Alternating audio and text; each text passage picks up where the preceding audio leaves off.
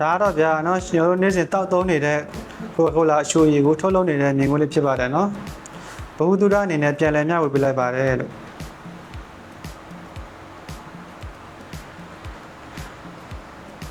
ကိုလာအချိုရည်ကကျွန်တော်တို့နွေရာသီမှာဆိုရင်အရန်တောက်လို့ကောင်းပါတယ်နော်ဒီအချိုရည်က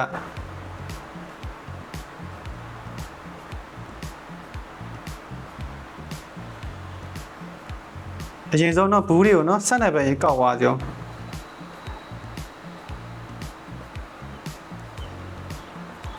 စိုက်ကနော်အကြီးရောအသေးရောနှစ်မျိုးလုံးနော်ထည့်တာ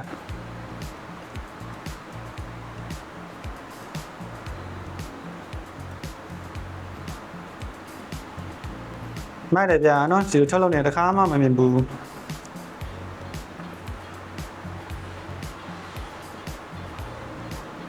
ဟောဒီမှာဆက်နေပဲနော်ထည့်ပါပြီနော်အချိုရည်တွေကို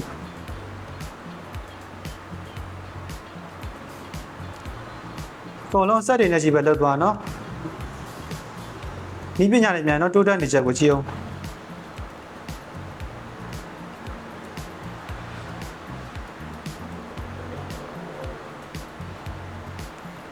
ဘူးလောက်တာအစနော်ပါကင်ပိတ်တဲ့အထိကိုဆက်တွေနဲ့ပဲလောက်သွားတာ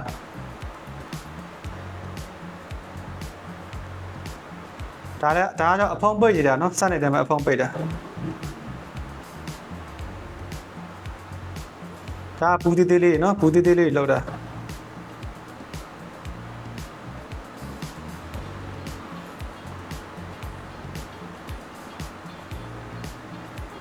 အဖုံးပိတ်တာနော်ဆက်နေပဲကျွန်တော်ပိတ်သွားတာရမ်းမိုက်တယ်ဗျာ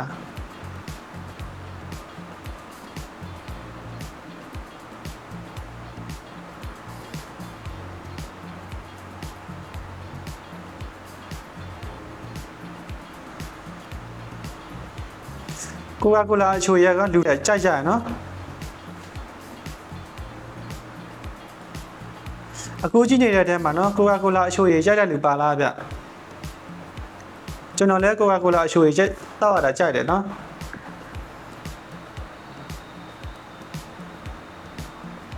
လူရဒီမှာဆိုရင်ဒီလိုကိုကာအချိုရည်အေးတောက်လိုက်ရင်အရန်မကောင်းတာနော်